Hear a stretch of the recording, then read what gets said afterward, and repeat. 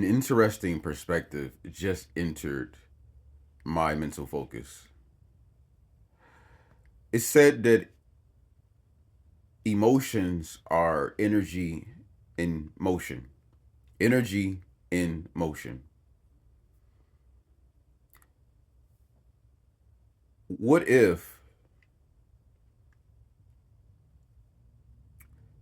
there's something within us that facilitates the emotion being being active, us having awareness to it? What if there's anchor points inside of our bodies, our light body, our physical body, our emotional body, that reads the transcript of the energies that are moving, that are in motion? It's almost like anger, for example. Someone may look at there may be individuals that look at anger in a particular way as, oh, it's just energy and motion, just let it pass through. But what if the individual has to have would have to have a anchor point or a point of reference for that energy and motion that comes into and is read and acknowledged and felt, like we feel it. I feel like the fact that we feel anger or feel frustration or feel the emotion of irritation, it seems like, and this is all logic based here, and maybe a lot of what I'm talking about right now, logic doesn't fit in many ways.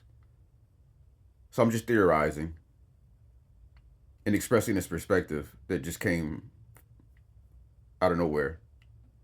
So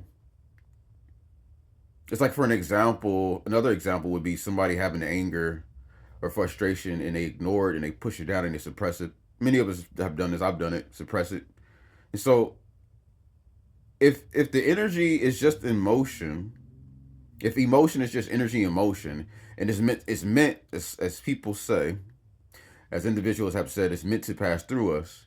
And I do feel like it passing through us is a necessary action for sure. But there there must be anchor points in our space which allows it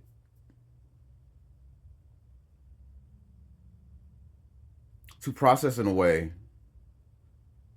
And so with suppressing anger, for an example, I now know, and many people now know, that our emotions get stuck in the body as we suppress, or something is too traumatic to be with. Our mind or our body or even our essence will help us, assist us. This is what has been said. It will help or assist us. They will help or assist us to be able to navigate in the current time, because something is too heavy to handle. Something from a traumatic experience is too heavy to handle. So get with the so back to suppressing. If we're suppressing it in our body, and I know there's another perspective of our thought is, some say that our thought is creating in a way that facilitates certain emotions. But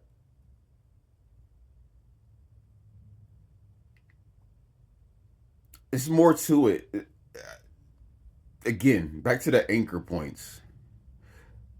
There likely are anchor points within us that allows these energies to even enter, to even be to even have the ability to get stuck, because it's like because because simply put, we're not invincible to the emotions. We all feel them. And if there is a perspective that is adopted where like, oh, they're just passing through us, don't hold on to it. There's a lot of talk about don't hold on to it. Don't. But what if there is no choice in that matter in several ways? What if no matter how much we try to push and pull and struggle and ignore it or look and walk beyond it, what if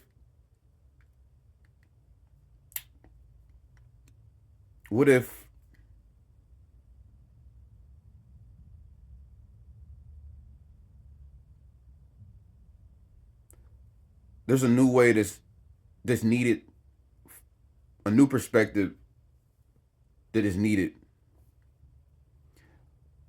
when it comes to emotions, when it comes to energy emotion.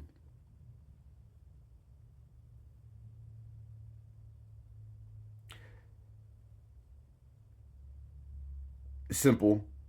If you're frustrated about something, there's something within you that is able to bring that frustration to life, to bring that frustration into existence. So it's more than just, it's more, it's beyond people choosing to hold something or grab something. There's just circuitry within us that was designed to come into contact with these energies.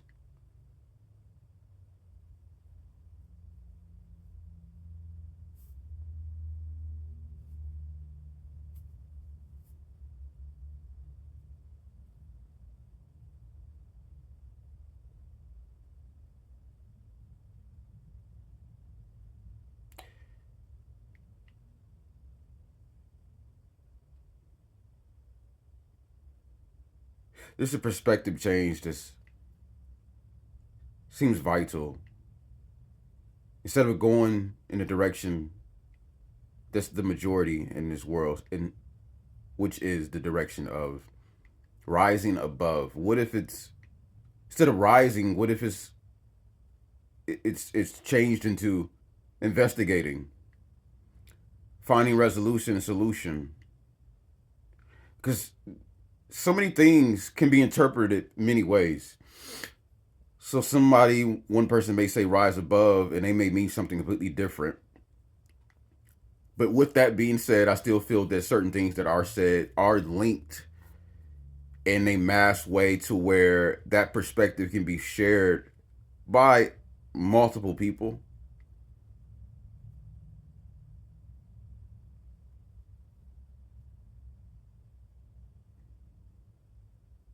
And so much terminology, I feel with so much terminology, I observe and analyze different terminologies, and then I begin to feel an overlooking,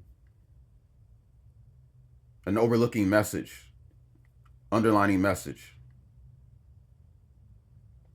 It's weird in this world when you're listening to people talk, you're listening to songs, you're listening to energy and body language and vibes, and there's just so many things that are being said, that are being shown, that could be obvious to some of us, but yet it's hidden. It is a hidden ex- existence from most people.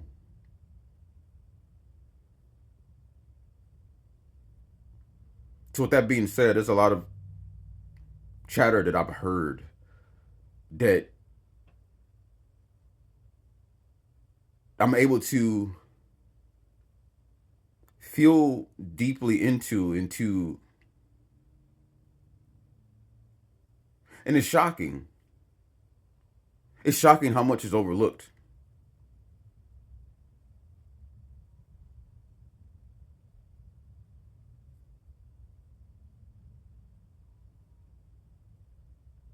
And it's even more shocking that so many things were overlooked for so long.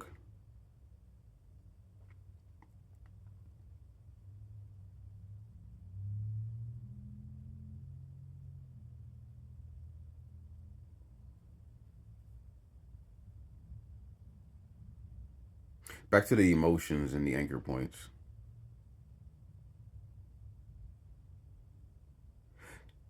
It seems obvious now that there's no running away from emotions. There's many ways to try: eating, drinking, drugs, working, fixing, cleaning, socializing,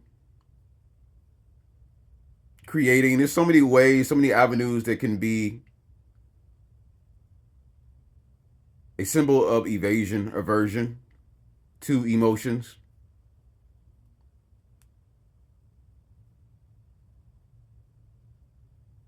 That's the world that I would want to live in.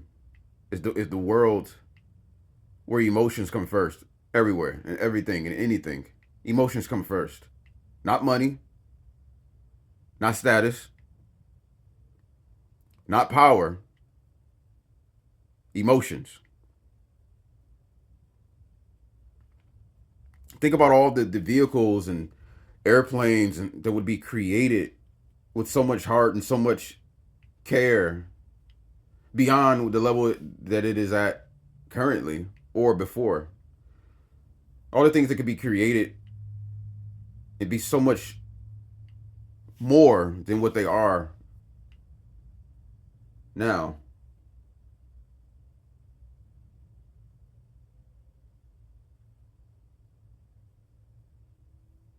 Taking care of the lawn is not a big thing for not a it's not a love for me, but it just came into my mental focus.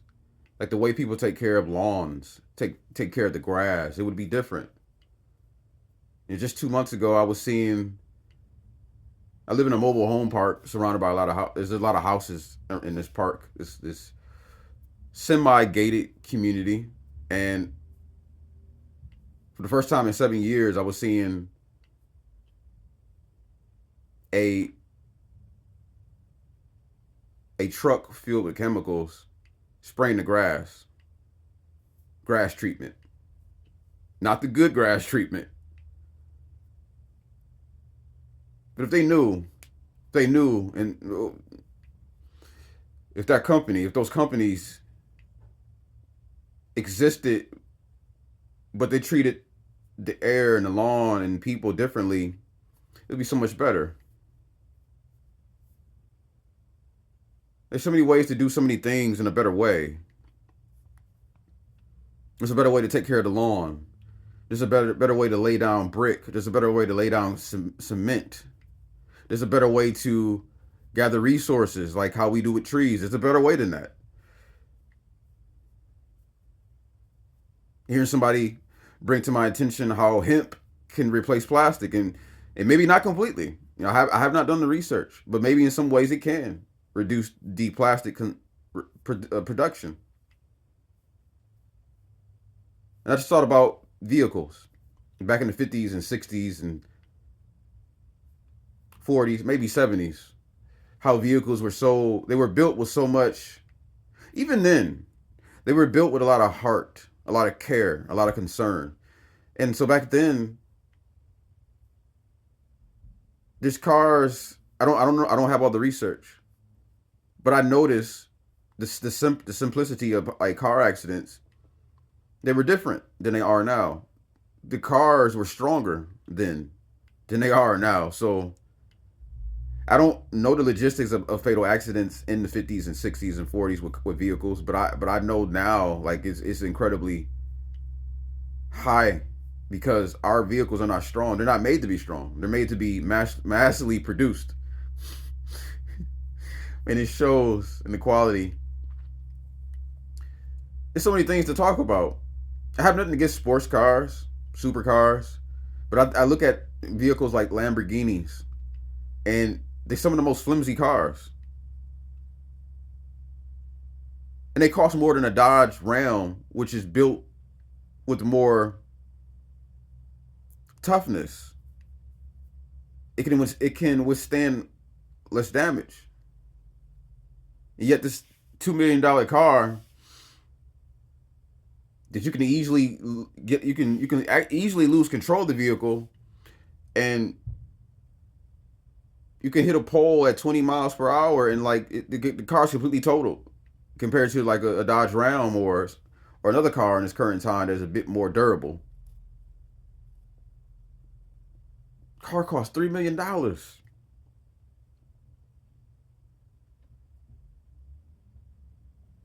That's like buying a $50,000 mansion. I'm just throwing a random price out there, and that mansion is not resistant to flooding. It was the point.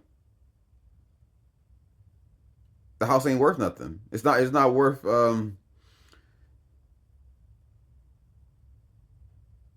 it's not worth the cost of having lack of safety.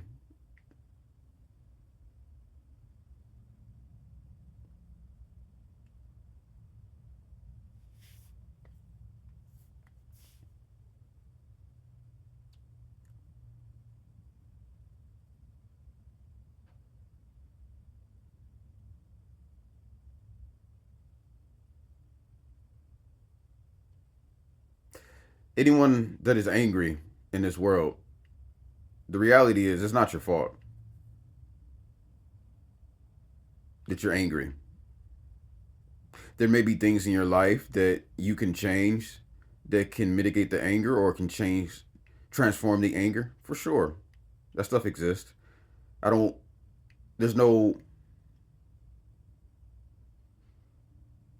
there's no overlooking of what can be altered within our power.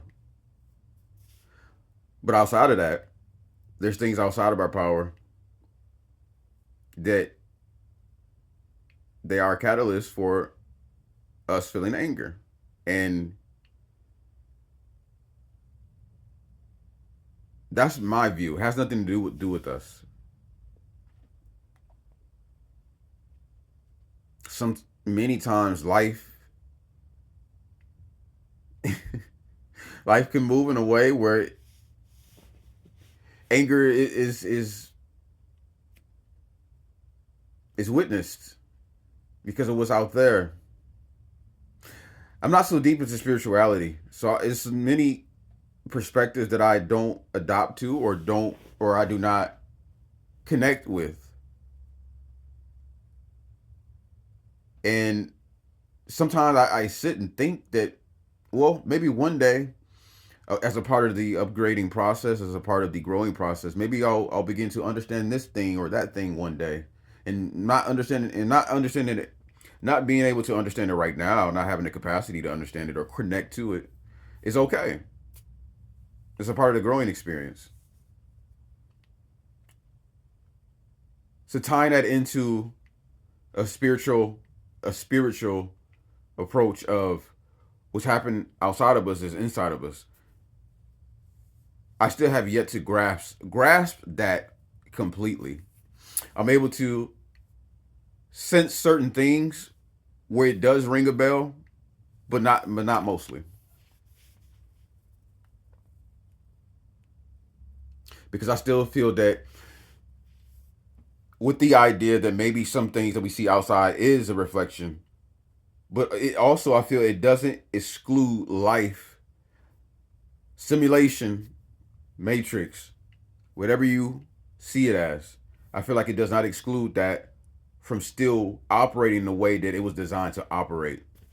So we may be projecting, our brain may be projecting everything we see and everything we touch and feel. Our senses are able to give us that feedback. Like, oh, I touched this cup. But with that, there's still, just like there's the idea of guides and guardians and ancestors and messengers and arc messengers, just like there's something else that is connected to us that, and many have said, is a version of us, is an aspect of us. But still, what I'm highlighting here is that there's more than just our projection, than more than just our co-creation.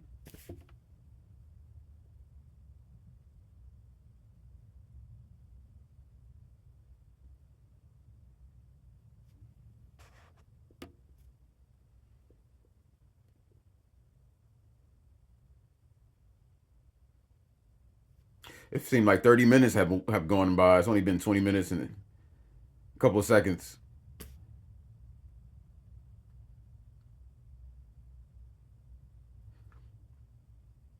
I still have this internal urge to be perfect when it comes to recording videos and editing.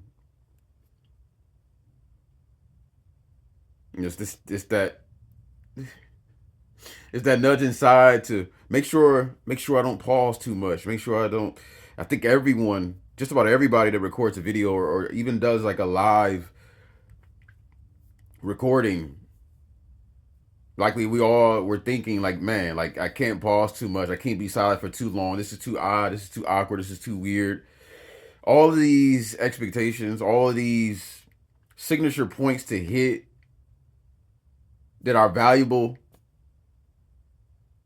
but are they really valuable?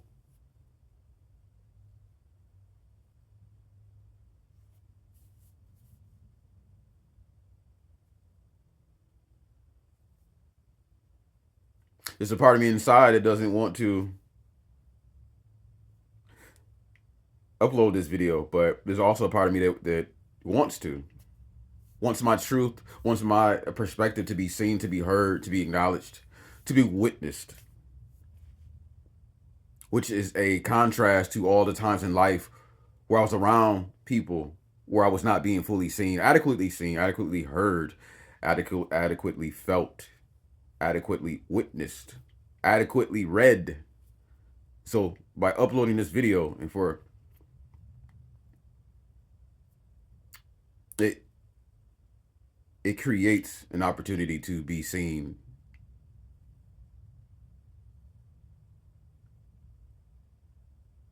to be received adequately,